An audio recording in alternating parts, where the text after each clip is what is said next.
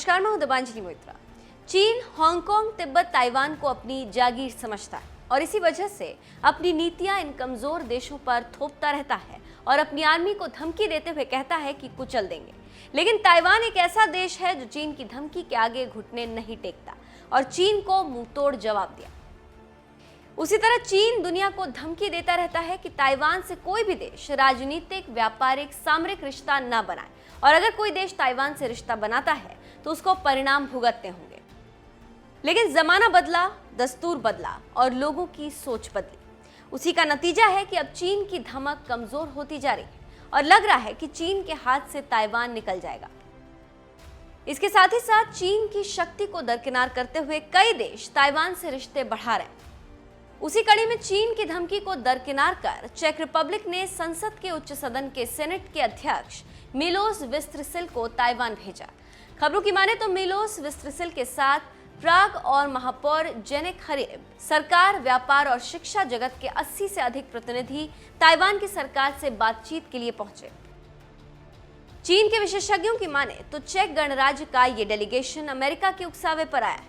उनके मुताबिक check Republic का ये कदम चीन के साथ उनके रिश्ते को संकट में डाल देगा।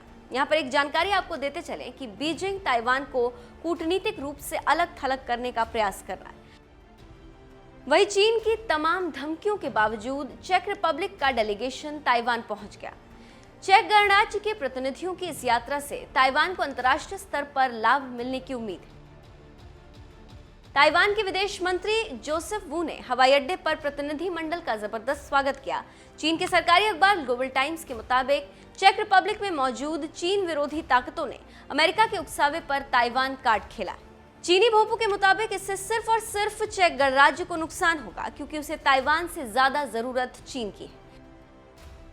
चीनी विशेषज्ञ अब ये प्रोपेगेंडा फैलाने में जुटे हैं कि चेक डेलीगेशन का उनके अपने देश में विरोध हो रहा है। इसके साथ ही साथ ये भी बताते चलें कि पूरी दुनिया कोरोना को लेकर चीन से बेहद खफा है और स्थिति के भयावह होने में चीन का बड़ा हाथ माना जा रहा है। दुनिया के कई देशों में चीन की बदमाशियों को लेकर गुस्सा है। इस वायरस ने वैश्विक अर्थव्यवस्था पर भी बुरा प्रभाव डाला। धीरे धीरे कई देश कोरोना वायरस के संक्रमण से बर्बादी के कगार पर पहुंच चुके हैं। इसीलिए अब चीन को लेकर लोग संजीदा कम, गुस्सा ज्यादा है और उसी का नतीजा है कि चीन की बात को कोई नहीं मान रहा और लोगों को लग रहा है कि अब वक्त आ गया है कि ताइवान की मदद की जाए और चीन को सबक सिखाया जाए।